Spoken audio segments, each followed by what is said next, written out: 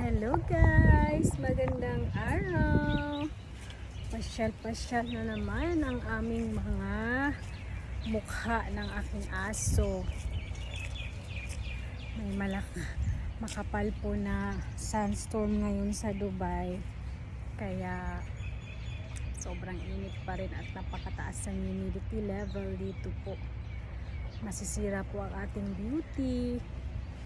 Kaso lang sira na wala na kakasira pa.